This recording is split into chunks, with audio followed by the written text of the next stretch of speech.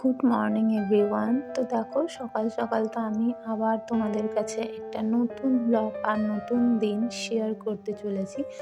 তো এই যে আমার হচ্ছে সকালের ব্রেকফাস্টের জন্য আলু ভাজা রুটি সব করা ডান।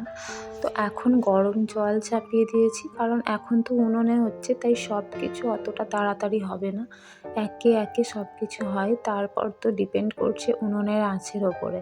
তো আমার তো অতটা উনুনে করার হ্যাবিট নেই, তাই মানে সব কিছু স্মুথলি করতে পারছি কিনা জানি না, বাট আমি ট্রাই করছি। আর এই যে দেখো এদিকে কিন্তু এই উনুনেও আঁচ ছিল। তো এখানে কিন্তু আমি ভাতের হাঁড়ির জলটা বসিয়ে দিয়েছি, যে জলটা গরম হলে এখানে তাহলে ভাতটা চাপিয়ে দেবো।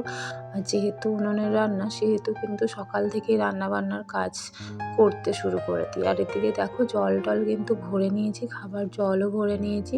আর এখানে দু একটা যা জামা কাপড় আছে সব জড়ো করে নিচ্ছি, জামা কাপড়গুলো কেচে নেব বলে। আর এদিকে তো দেখো মাছ নেওয়া হয়েছে। তো এই মাছগুলো হচ্ছে নুন হলুদ মাখিয়ে রেখেছি। তো 3 পিসই মাছ নেওয়া হয়েছে, কারণ একটা নানাইয়ের বাবানের আর 2 পিস যেটা পেটি রয়েছে সেটা কিন্তু নানাইয়ের জন্য 2 বেলাকার। আর এটা হচ্ছে গিয়ে চুস্তা, চুস্তা মানে মাটনের যে চুস্তা ফেপড়ে না কি একটা বলে না, সেটা আর কি। তো আমি এগুলো আগে মানে বিয়ের আগে কখনো তেমন খাইনি, কিন্তু শ্বশুরবাড়িতে রান্না হয় বলে খাই।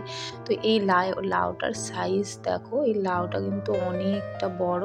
তো এটা কিন্তু গাছে পাড়া একজন মানে বাবাকে দিয়েছে।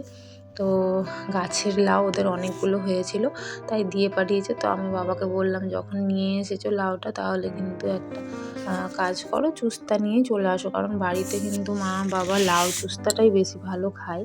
আর চিংড়ি মাছও মানে আনতে বলেছিলাম, বাট পাওয়া যায়নি তাই। আর এদিকে দেখো নানাই তো লাউটাকে কি ভেবেছে, পামকিন পামকিন করছিল, ভেবেছে কুমড়ো। তো ও নিয়ে খেলা করছিল। আর দেখো ওর হাতে মানে ও ধরতেই পারছে না, এতটা ভারী লাউটা আর এত বড়। তো ও কিন্তু ধরতে পারছিল না। তো ওকে বললাম, ঠিক আছে তোমার এরম আমার হাতেই থাক, তো আর তোমার আমি ফটো তুলে নিই। তো সেই জন্য ও নিয়ে দাঁড়িয়ে আছে। আর সত্যি করে মানে ভীষণ ভারী ছিল, আমি এক হাতে ধরে রাখতে পারছিলাম না। তো এই লাউটা কিন্তু আজকে পুরোটাই করে দেবো, ঠিক করেছি।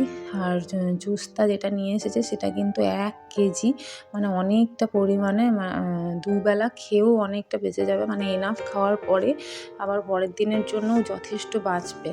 তো যাই হোক, এদিকে দেখো উনুনের মানে ছোটো উনুনের আঁচটা তো কমে গেছে। তো এবার বড় উনুনের আঁচটা ছোটো উনুনের মধ্যে দিয়ে, কারণ বড় উনুনে কয়লা দেওয়া হয়েছিল, তো সব জ্বলে গেছে ওই কারণে। তো দেখো এদিকে তো আমি কয়লাগুলো সব বার করে নিয়েছি। আর কারণ কি ছোটো উনুনটাও লাগবে সেই কারণে।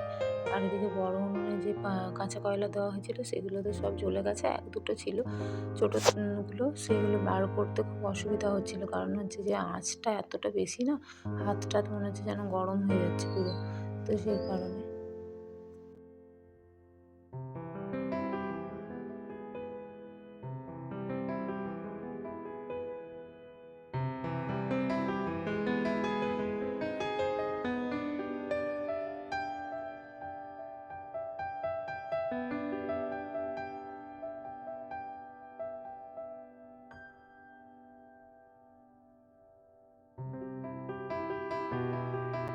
তো গাইস আগুনের উত্তাপটা মানে নেওয়া যাচ্ছিল না, এতটাই আগুন। কাঁচা কয়লা যারা জ্বালিয়েছো বা এই কয়লায় রান্না করেছো, তারা কিন্তু জানবে যে এর উত্তাপটা কিন্তু অনেকটাই বেশি হয়।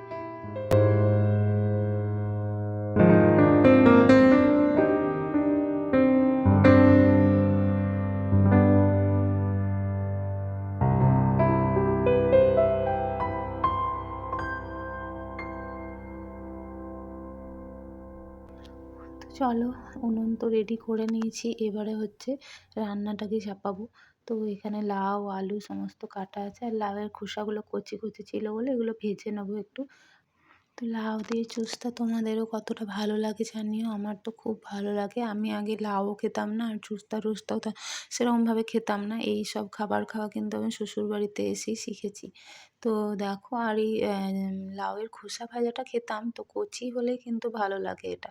তো যেহেতু একদম টাটকা লাউটা ছিল, সেহেতু ভাবলাম যে খোসাগুলো আর ফেলে লাভ নেই। তো দেখি কতক্ষণে চলো রান্নাটা হয়। আর এদিকে দেখো রোদে নানাইকে বসিয়ে রেখেছি স্নান টান করিয়ে। বললাম তুমি দুষ্টুমি করো না, বসো। আর মাকে বললাম তুমি বসো, নাহলে ও কিন্তু নেমে চলে যাবে এদিক ওদিক। আর এদিকে আমি দুদিকে দুটো রান্না চাপিয়ে দিয়েছি দেখো। আর এদিকে হচ্ছে এই ফুচকার সঙ্গে যে লাল অংশটা ছিল, এটাকে আমি সর্ষে দিয়ে ঝাল দেওয়ার মতন করব। ওটা আমি কখনো খাইনি, ফার্স্ট টাইম খাবো। তো বাবা বলল যে যখন অনেকটা আছে তো ওটাকে ঝাল দেওয়াই করবে। তো এই যে ঝাল দেওয়া করার জন্য ওটা আলাদা বসিয়ে দিয়েছি।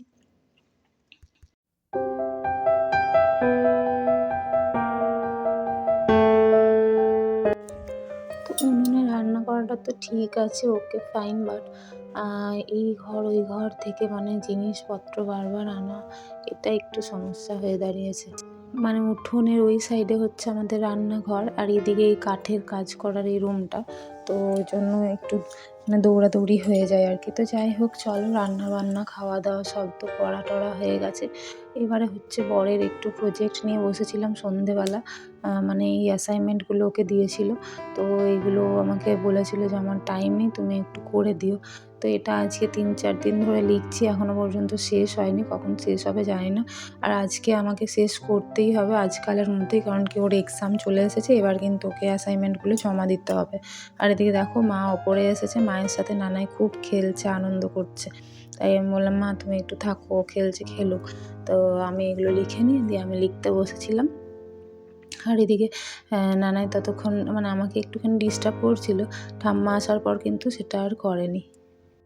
তো আজকের ব্লগ তো এই পর্যন্তই। নেক্সট একটা ব্লগ নিয়ে খুব তাড়াতাড়ি দেখা হবে, ততক্ষণ আমার চ্যানেলটিকে সাবস্ক্রাইব করে দাও।